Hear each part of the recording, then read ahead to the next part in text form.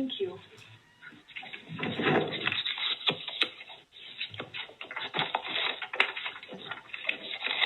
She did give some invitations, correct? She did. Oh, she doesn't. Yeah.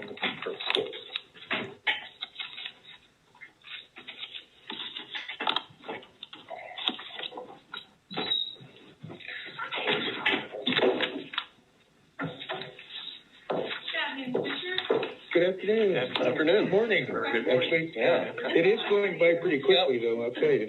I'm not honest with you. Oh, thank you so much.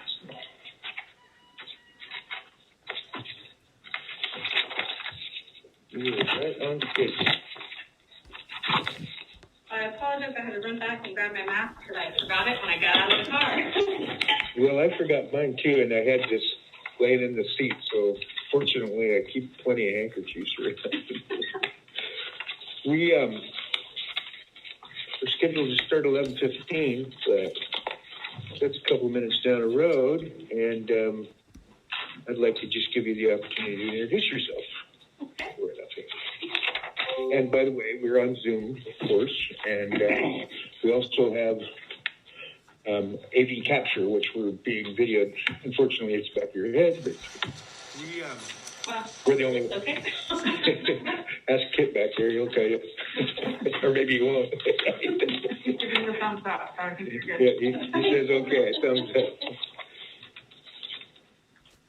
So, if it's okay, if it's all right with you guys, I'll take my mask off so you can hear me and I'm a little more clear, I think. I think got the muffled. previous applicant did the same, and it is easier to, I'll just try to yell in the mic, but we don't have to talk much, you get to do all the talking. Well, that was And the procedure here is that we have a list of questions that are provided you, and you take a quick minute to glance through them, but Tanya will ask all the questions so that it's consistent how they're presented. okay. So the court, or not the court, I apologize, just got out of court a little bit ago. You did ask me to introduce myself a little bit. My name is Melanie Bailey, and as my letter states, I'm from East Wenatchee, born and raised there. Then went to law school in Houston, Texas. Then came back. Met my husband. He's from Brewster, and he really wanted to come back up here. He's got some strong family history in Brewster, and really wanted to be up here where his family was at. His parents and friends passed. But we have both our kids up here, and we have some very strong ties. My family has moved up here. Both my parents actually have now moved up here. They're building a place. In the process of trying to find a place for my older brother to move up here. So this is our new hometown. So that's just a little bit about me. Okay, thank you. And Tanya will tell you we know even more about you. I'm pretty much an open book, so there's obviously going to be questions, but anything that's not on here, like I said, I'm an open book. Okay. They do have a copy of your packet, the packet that you had submitted to the Republican Party on the questionnaire.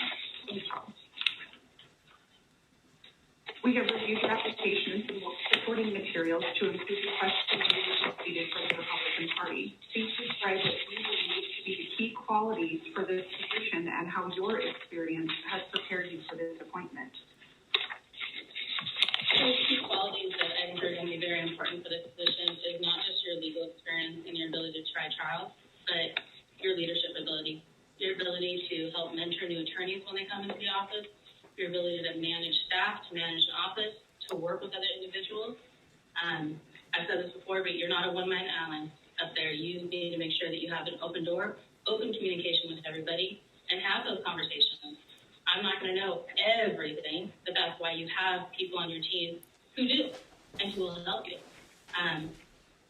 With the budget, I have some familiarity with the budget, and that's something that I know other people have more familiarity with, and I'd ask them for help. I think that's important, that we have very open communication, and that you help each other. It has to be a team environment. When I was up there as the chief, that's one thing that I think was a great thing about the office, is people would always come and ask questions, concerns. People would bounce things off of each other, and it felt more like a family. People didn't dread coming to work. People were excited to do that, and I think that that's important. I think that that's something that potentially has changed, and I want to see it come back. I want people to be happy. want that environment to be a positive environment for people. So, and I have managed individuals. If you've looked at my resume, you've seen that I worked for a place called Fair Resolutions. I had 8 systems that I had basically managed. I was basically second in charge. And that's, I think, 2008 is when I went there, so I'd only been licensed for about a year up in Washington. What are the 3 most important values you demonstrate as a leader? How will your leadership style complement the administration of the prosecutor's office? I think one of my most important values as a leader is that open door policy, knowing that I don't know everything and being humble enough to ask and say, gosh, I don't understand this, can somebody help me? I think that's a huge quality in a leader because you're not going to know everything. But then also having the confidence that you can approach people and say, this doesn't look right. Can you explain it to me? Another really good quality that I think that I possess that will demonstrate that I'm a great leader is that ability to show the confidence and to stand up for my employees, the individuals who count on me and rely on me.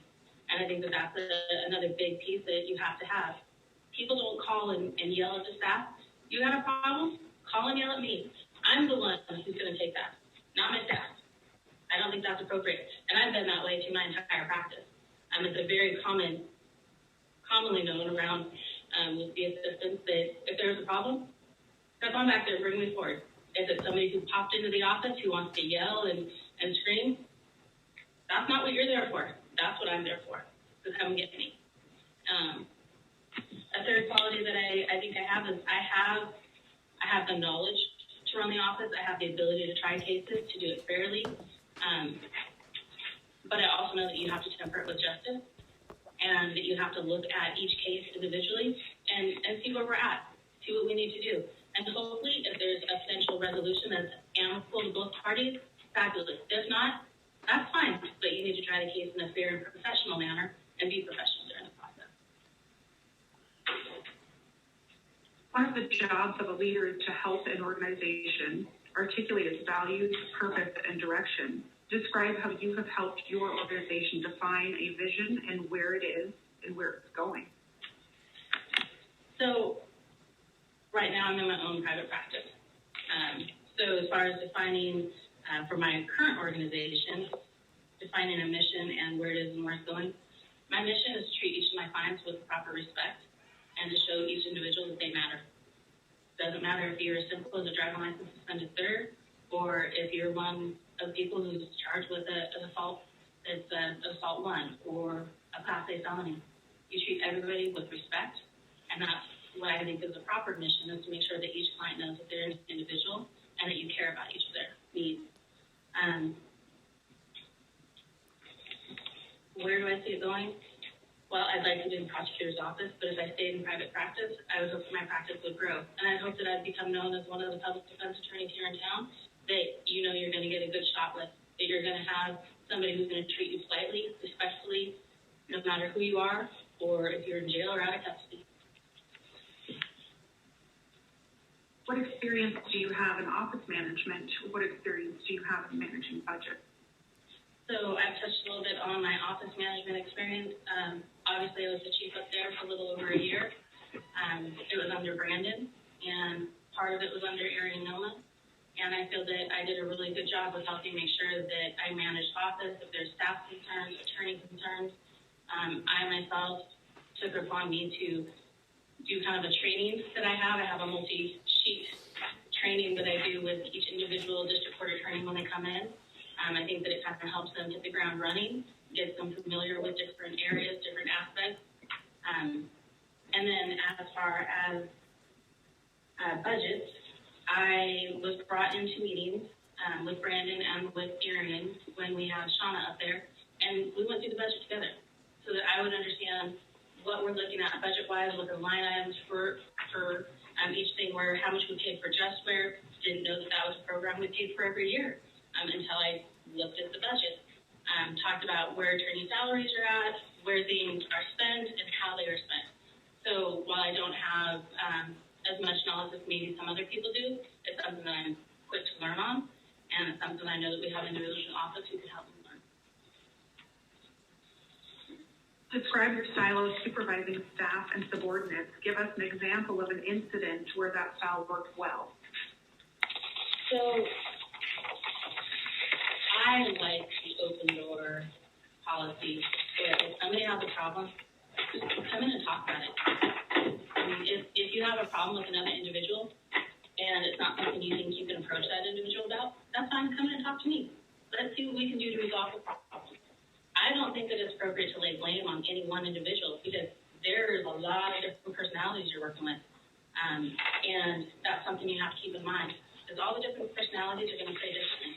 And sometimes it's just going to be a matter of, well, maybe this approach would work better if we do this, or maybe this approach would work better, or why don't you guys go and have lunch together and see if you can work out your differences, whatever the case may be. Instances where this has worked well for me is there was some assistants that I had that did not respond well to each other. They tended to butt heads and argue, even though they were doing pretty much the same job. And it was just a matter of let's sit down and let's have a conversation about what each individual does. Let's just make sure that we're all on the same page. And from that point forward, after everybody sat down and talked about it, it was just a misunderstanding. It wasn't anybody trying to step on anybody else's toes. And I think you have to have that. Not saying you set them down and let them confront each other. I don't think that that's the appropriate method. But if it's something you can have an open conversation with them about, I think that's the way to go. Describe a time when you were disappointed in the results of your supervision. What did you do? Well, I had an instance where I felt that I was unfairly treated, and quite frankly, I'd come in to ask the supervisor a question, and I got yelled at in front of other attorneys just for merely asking a question. I went to that individual later, come to find out they were extremely stressed. They had a murder trial that they were prepping for, and it was early on in my career, but I told them it really bothered me. I felt extremely disrespected. I felt that my question wasn't important when I thought it was, and they apologized, but I think that's the way that you approach it. If there's a situation that needs to be clarified, you go to the source. You talk to that person. What steps will you take to establish and maintain positive working relationships with staff? I would say, and not being overconfident, but I have a very good relationship with many of the staff members up there. At least that's been my perception. So a positive working environment is making sure that each of them knows their value. They each do such an important job that I think can be overlooked sometimes because they send out subpoenas. They're calling witnesses to make sure about availability. They're talking to victims, scheduling appointments for it. And there are so many things that they do. We can't do our job unless we have them. And I think that gets overlooked. I think it gets overlooked, and sometimes that there's this attorney-staff mentality, and you can't have that. We're all a member of that team, and we're all important. It is important to encourage the open expression of ideas and opinions. How do you do this? How do you make it safe to present controversial or unpopular opinions?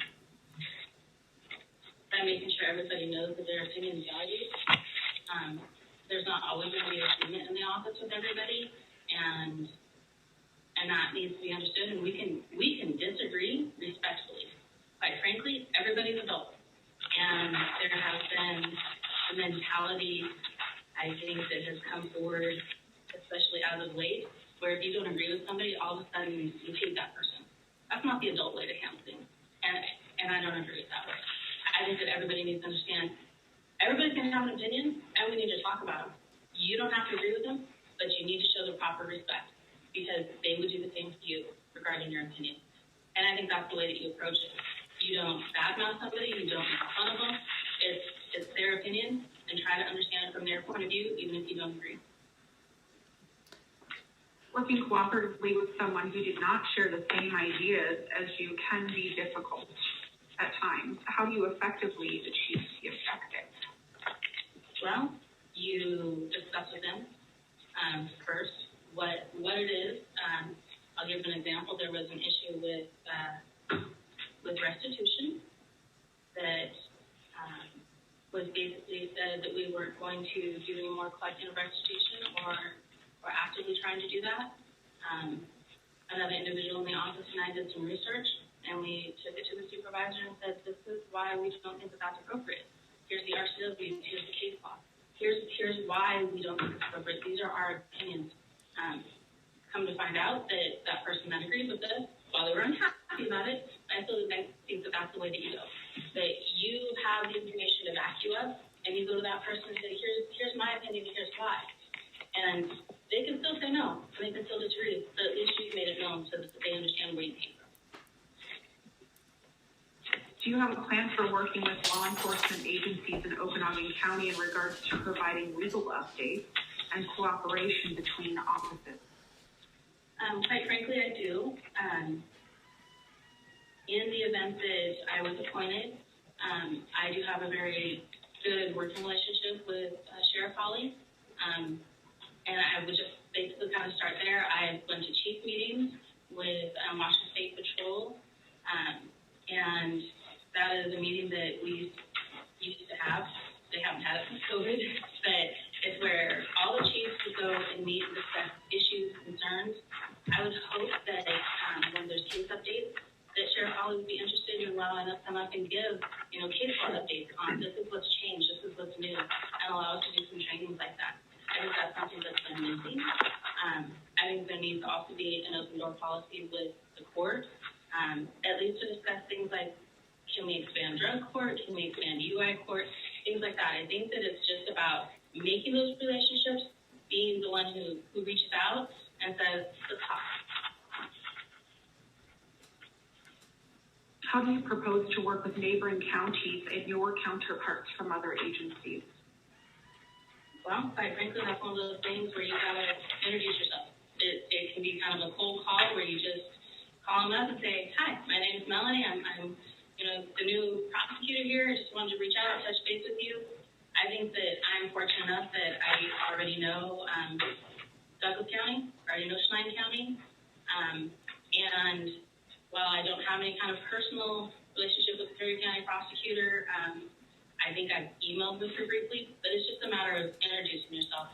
And that's what it takes, is the courage to reach out, introduce yourself, and say, hey, my door is open, I hope your door is open.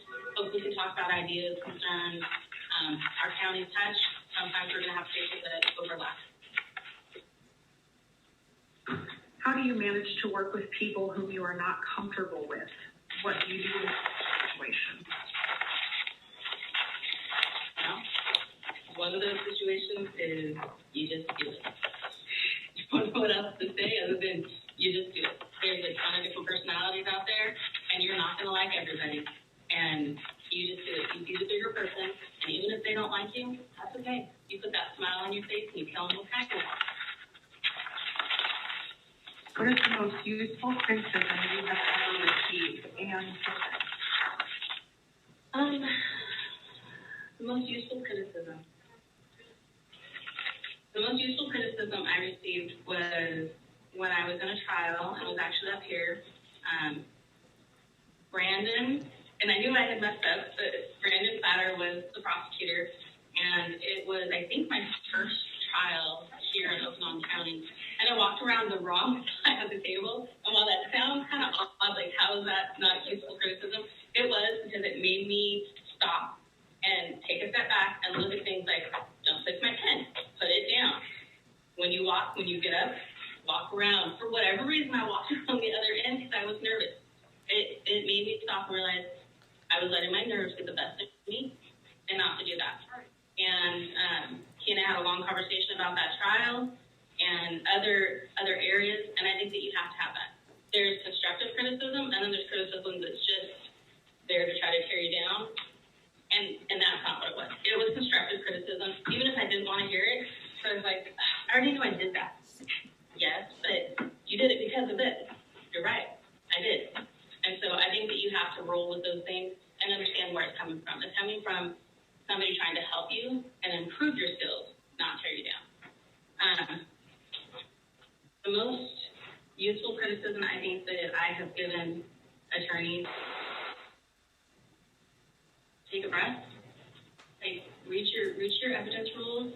Take a breath before you start your process, and get a good night's sleep.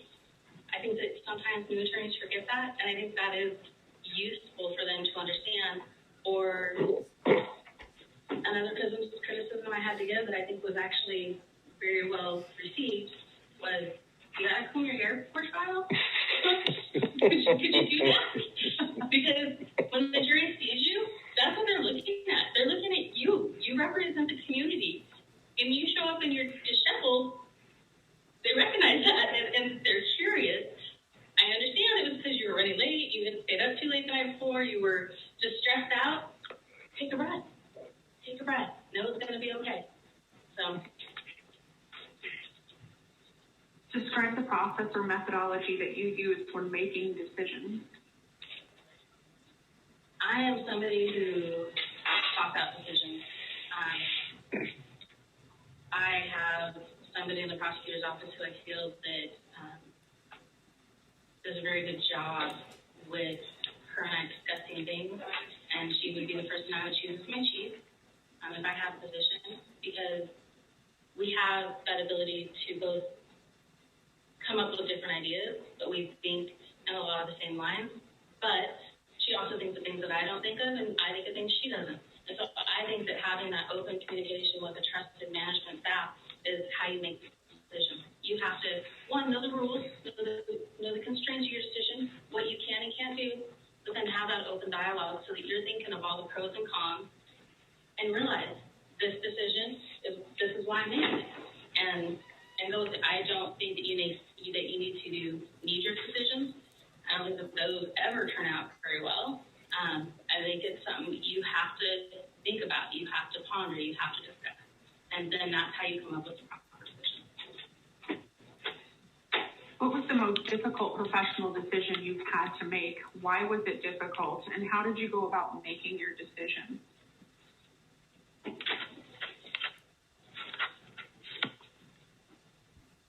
I think one of the difficult professional decisions I had to make was coming back from Texas. And I say that because down there, I'd gone to law school. I worked all the way through law school. I worked in different firms when I was in law school, and I had connections. And coming back up here, I didn't go to law school up here. I didn't have those kind of attorney connections to find employment. And to me, that was a very big professional step. That was I have to trust that when I get up there, past the bar, that I can get myself out there, put myself out there so that people get to know who I am so that I can obtain a job. To me, that was a very big decision because I had job opportunities when I graduated from law school down there. But I took the chance because this is where my family was. And quite frankly, my family is extremely important, and that weighed heavily on that decision.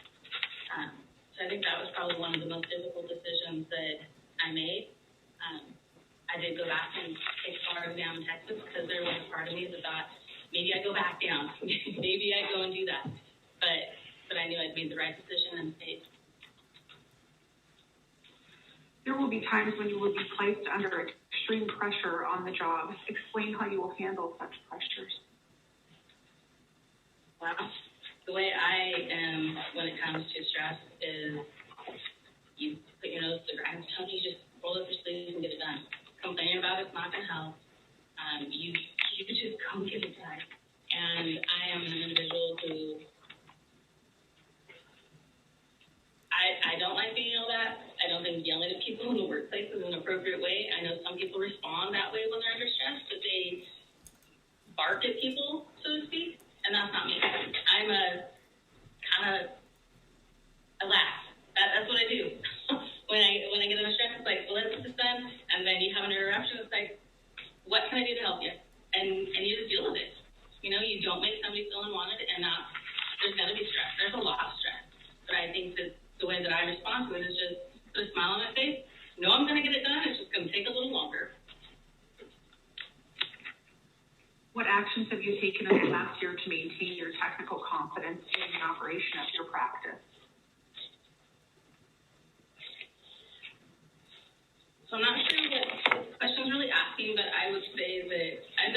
Zoom court before, and I think that's a technical aspect.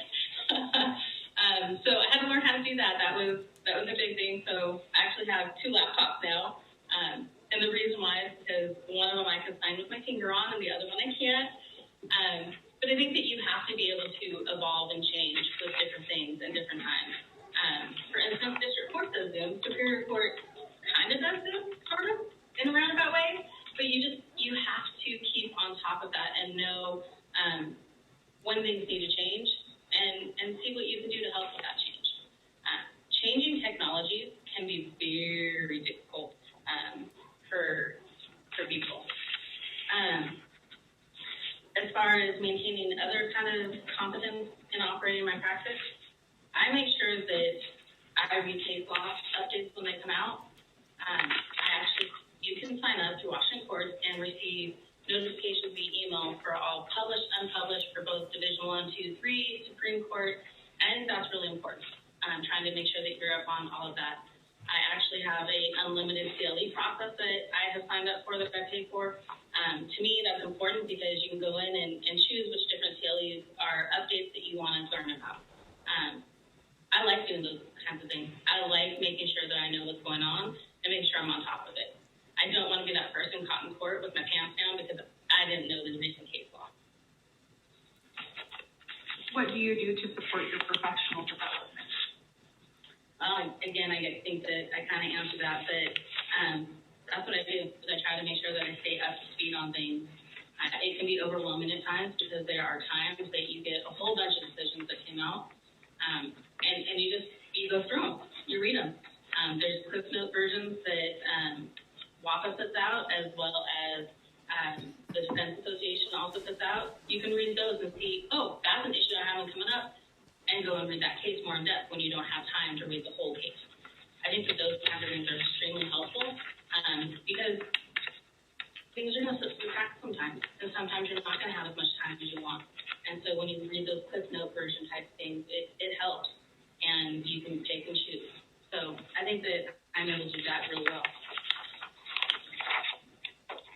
How do you know you will be successful as an elected prosecutor?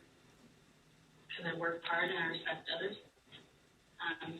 I think that victims matter. I think that having the community have that kind of space and confidence is important. I think victims having a voice is important. I think that financial responsibility to the community is important. It's has to be a very transparent process, and people need to be able to know that they can count on them. And that's how I know I'm going to be successful. I'm somebody that I just put my nose to the grindstone and I get it done. And that's what you have to do. Good, bad, or ugly, you got to keep pushing forward. By law, you would be the legal representative of the Board of County Commissioners should you be. What are your thoughts on using outside counsel in specialty civil matters? Well, I will say that I think Mr. Getchis has a lot of really good knowledge, but there's going to be areas that he's not going to know.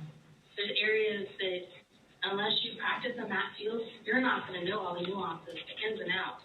And quite frankly, you got to have somebody who knows those things in the sense of if Mr. Getchis doesn't know and there's somebody else who has that knowledge, has been doing it for 25 years, you're money ahead by investing in that relationship and having them do the representation because they're the expert. And when we're talking about county, you want to be able to have that expert on your side, be able to have them represent you. Mr. Getchis learn from them, fabulous. And maybe he can handle something else with them. Or maybe he can handle, another aspect that comes about because he learns from them. But sometimes you've got to have that specialist who knows the ins and outs. And while I know that it costs more money, I think that the county and the community will look at that and say, gosh, that was a good decision because we want to go in and have the best representation that we can in that field, and we needed that. Do you have any questions?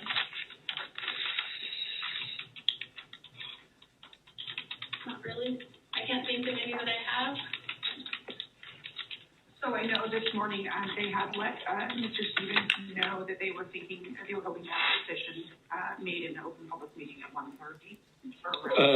Yeah, and it may be It could get pushed back a little bit because we have 15 minutes until lunch unless we want to take a. Yeah. So it might be a little later in the afternoon. See how that our agenda goes. But I have plenty of time to discuss our interviews. By the end of the day, I would expect that we have a decision. A word. And so, Jim. Yes. Okay. That does bring up one question. It's not going to be seen as an insult if we're not able to attend because there is afternoon calendar. And I just want to make sure that it's understood that there's 7 pages and No, really not. people at a time. No, we recognize that. And they I recognize hope that wouldn't be insulting.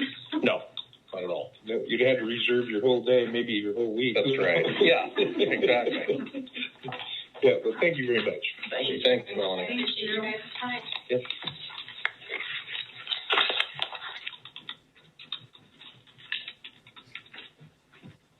You don't know how difficult it is through a process like this to not want to expound on everything. I probably understand that it is because you want to know as much as you possibly can to make the best decision. Yeah. And so I